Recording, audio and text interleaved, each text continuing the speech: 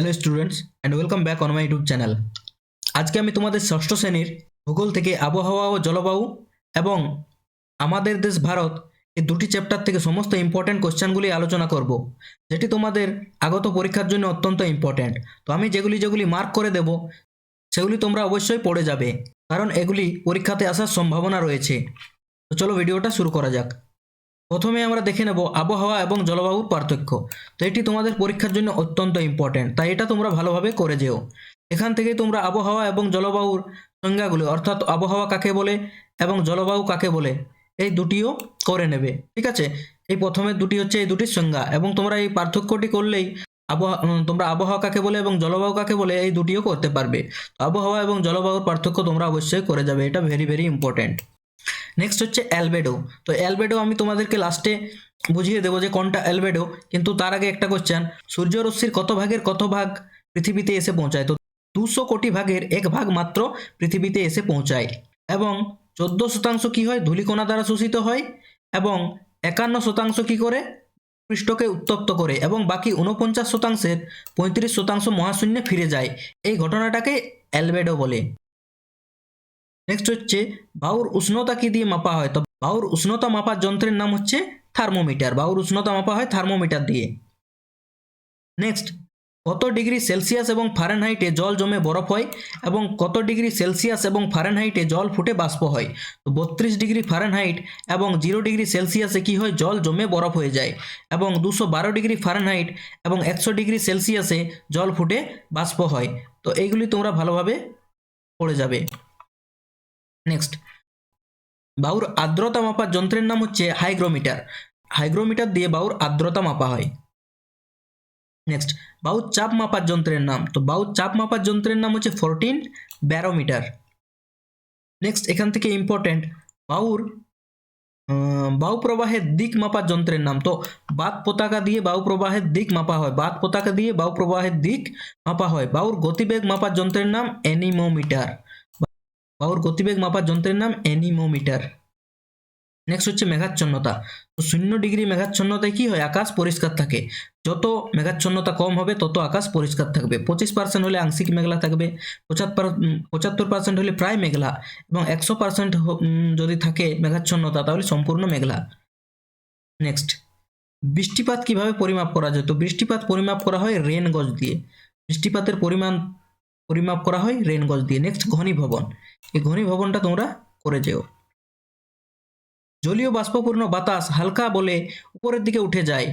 উপরের বায়ুর উষ্ণতা ও চাপে দুইয়েই কম থাকায় জলীয় বাষ্প ঠান্ডা হয়ে ছোট ছোট জলকণায় পরিণত হয়। একে ঘনীভবন বলে। অর্থাৎ জলীয় বাষ্পের আবার জলকণায় পরিণত হওয়ার ঘটনাকে বলে ঘনীভবন।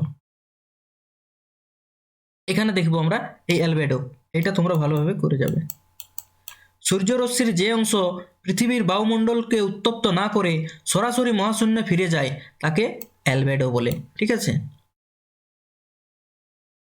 নেক্সট, বায়ুর চাপ। তো বায়ুর চাপ কি দিয়ে মাপা হয়? বায়ুর চাপ মাপা হয় ব্যারোমিটার দিয়ে। বায়ুর উষ্ণতা থার্মোমিটার দিয়ে।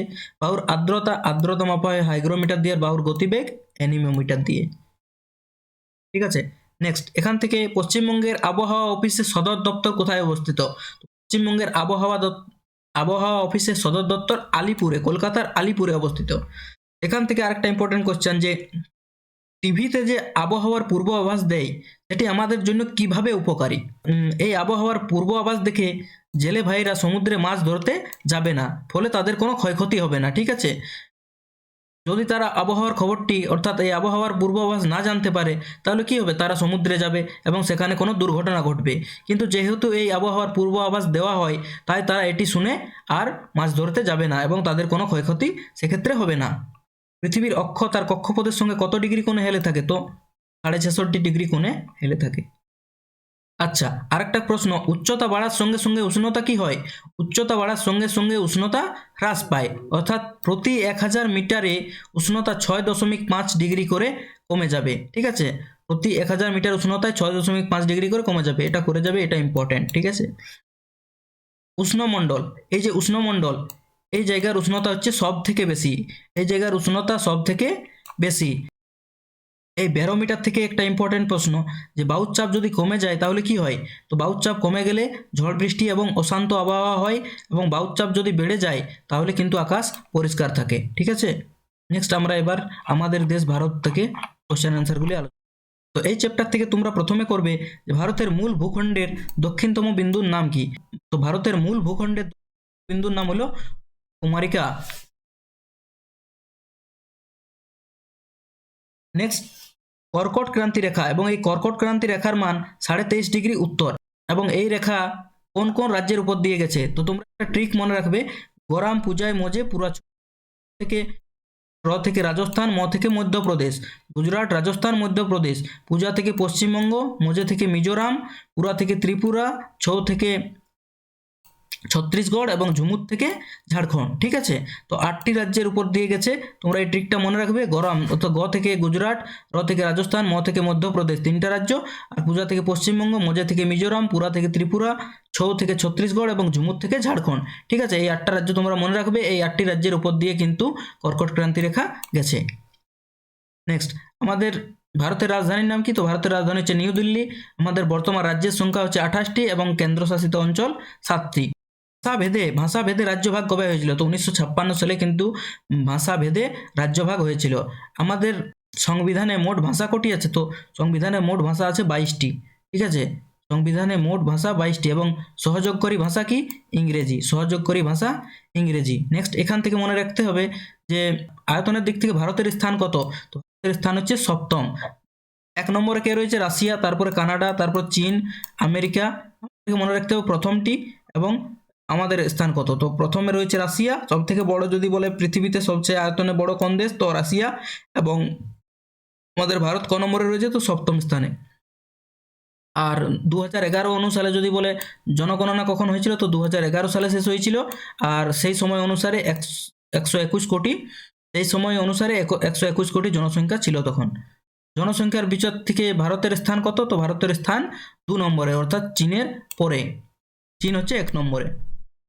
সাক্ষরতার হার 74.04%। রাজধানী নিউ দিল্লি। বৃহত্তম শহর, ভারতের বৃহত্তম শহর হচ্ছে মুম্বাই। ভারতের বৃহত্তম রাজ্য হচ্ছে রাজস্থান। ক্ষেত্রফলের দিক থেকে ভারতের ক্ষুদ্রতম রাজ্য হচ্ছে গোয়া, এবং জনসংখ্যার দিক থেকে ভারতের বৃহত্তম রাজ্য হচ্ছে উত্তরপ্রদেশ, এবং জনসংখ্যার দিক থেকে ভারতের সবচেয়ে ছোট রাজ্য হচ্ছে সিকিম। জনবিরল রাজ্য, অর্থাৎ সব থেকে কম জনসংখ্যা থাকে। নেক্সট, আমাদের প্রতিবেশী দেশ। তো প্রতিবেশী দেশ আছে নেপাল ও ভুটানের সঙ্গে ভারতের কোন কোন রাজ্য সীমানা স্পর্শ করেছে? আচ্ছা, নেপাল তোমরা এই ট্রিকটা মনে রাখবে। সুব্বু হচ্ছে S for Sikkim, U for Uttar Pradesh, B for Bengal, B for Bihar, এবং ইউ ফর উত্তরাখণ্ড। ঠিক আছে, এই সুব্বু, S for Sikkim, U for Uttar Pradesh, B for Bihar, আর ইউ ফর উত্তরাখণ্ড। ঠিক আছে, তোমরা এটা মনে রাখবে। আর যদি বলে এটা কিন্তু নেপালের সাথে ভারতের এই রাজ্যগুলি সীমা আছে। আর ভুটানের সাথে কার কার আছে? B for Bengal, A for Arunachal, S for Sikkim, আর এ ফর আসাম। বাসা মনে রাখবে তোমরা। ফর কি? Bengal, A for Arunachal, S for Sikkim, আর এ ফর আসাম। এই রাজ্যগুলির সাথে ভুটানের সীমা রয়েছে। আর যদি বলে বাংলাদেশের সাথে আমাদের কোন কোন রাজ্যের সীমা আছে, তো এটা মনে রাখবে তোমরা। WATM, without money. ঠিক আছে, তো W for West Bengal, M for Mizoram, A for Arunachal Pradesh, আর টি ফর ত্রিপুরা, আর এম ফর মেঘালয়। ঠিক আছে, উইথাউট মানি মানে মণিপুর নেই। ঠিক আছে, মণিপুর বাংলাদেশের সাথে সীমা ভাগ করে না। এটার মধ্যে কি আছে? পশ্চিমবঙ্গ, মিজোরাম, আসাম, ত্রিপুরা আর মেঘালয়। ঠিক আছে, নেক্সট আমরা দেখে নেব হিমালয়ের বিভিন্ন ভাগ। তো হিমালয়ের একটা ভাগ হচ্ছে ট্রান্স হিমালয়। ঠিক আছে, তো এখানে কারাকোরাম পর্বতশ্রেণী, এবং কারাকোরামের সর্বোচ্চ শৃঙ্গ হলো গডিয়ন অস্ট্রিন কিন্তু ভারতের সর্বোচ্চ শৃঙ্গ, আর পৃথিবীর দ্বিতীয় বৃহত্তম। ভারতের সর্বোচ্চ শৃঙ্গের নাম গডিয়ন অস্ট্রিন, যার উচ্চতা 8611 মিটার। আর এই কারাকোরাম পর্বতের সর্বোচ্চ শৃঙ্গ হলো গডিয়ন অস্ট্রিন। ভারতের দীর্ঘতম হিমবাহ কি? সিয়াচেন হলো ভারতের দীর্ঘতম হিমবাহ। নেক্সট, পৃথিবীর যদি বলে সর্বোচ্চ শৃঙ্গ, তো পৃথিবীর সর্বোচ্চ শৃঙ্গ হলো মাউন্ট এভারেস্ট, 8848 মিটার। এবং ভারতের যদি বলা হয় দ্বিতীয় বৃহত্তম শৃঙ্গ, তো কাঞ্চনজঙ্ঘা, এবং পৃথিবীর তৃতীয়তম। নেক্সট সবচেয়ে বড় দুনের নাম, তো সবচেয়ে বড় দুনের নাম হলো দেরাদুন।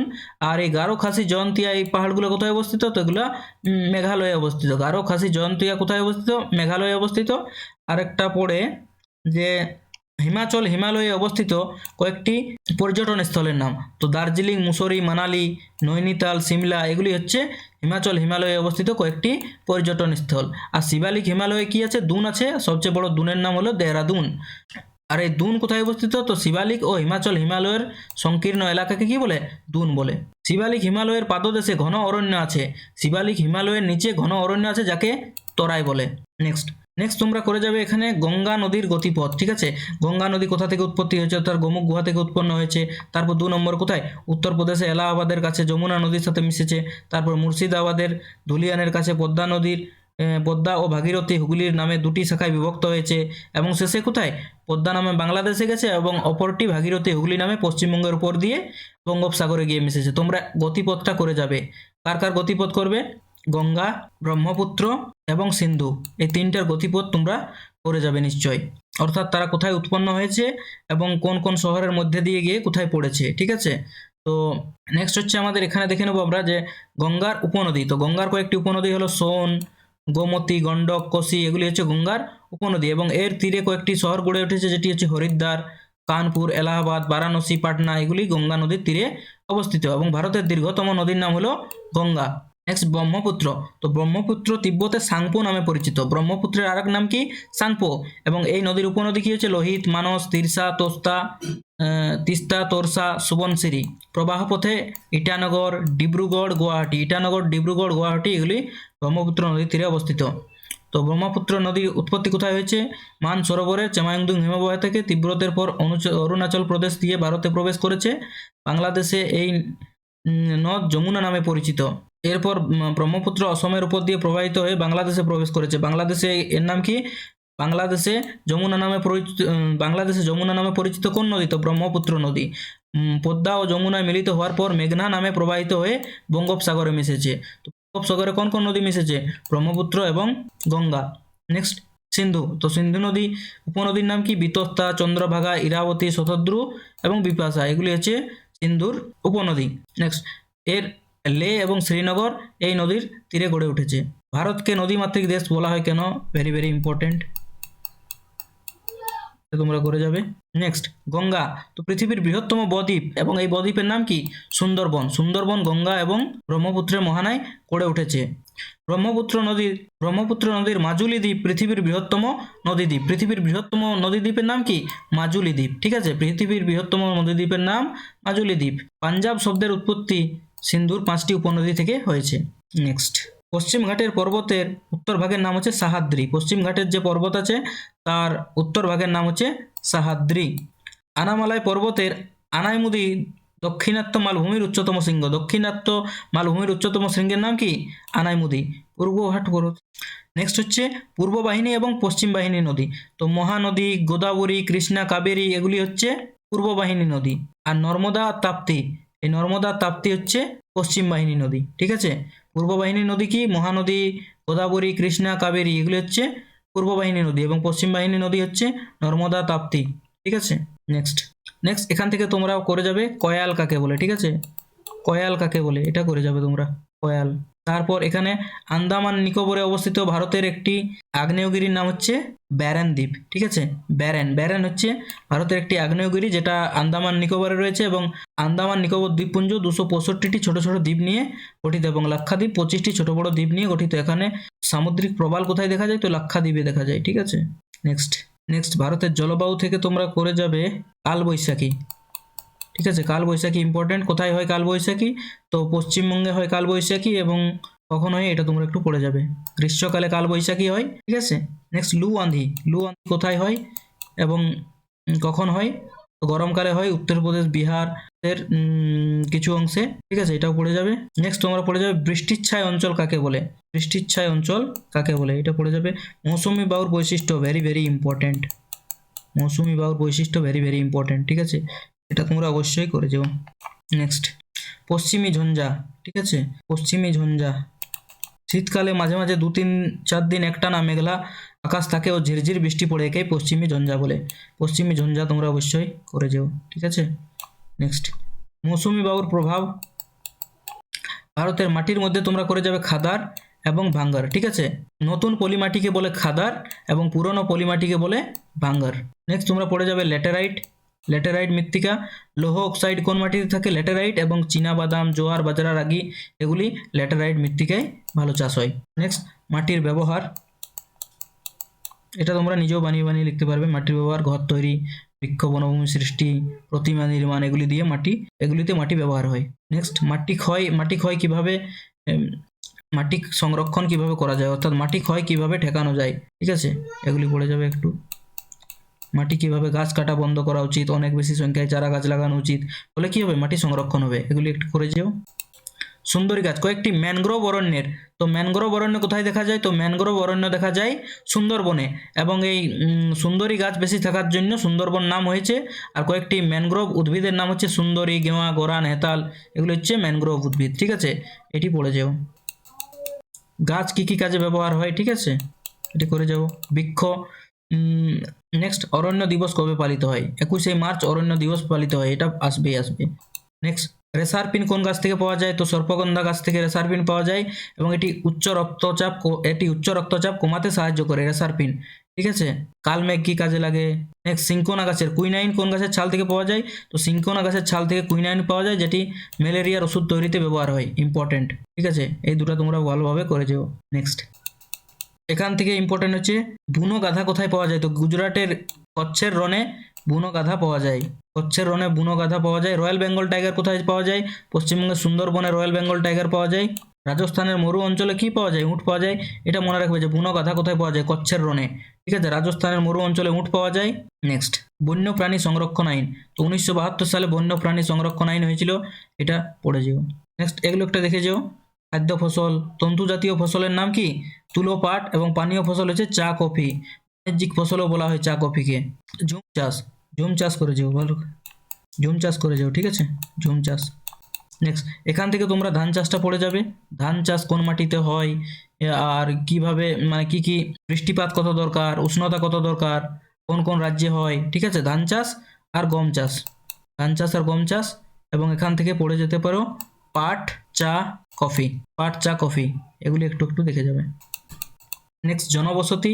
তো জনবসতি থেকে কোশ্চেন নেই, যেমন মধ্যপ্রদেশের উপজাতি, মধ্যপ্রদেশ, ছত্তিশগড়, অন্ধ্রপ্রদেশের উপজাতির নাম কি? গোন্ড। ভিল কোথায় থাকে? মধ্যপ্রদেশ, গুজরাট, রাজস্থানে ভিল থাকে। আর টোডা হচ্ছে নীলগিরি পাহাড়ে টোডা।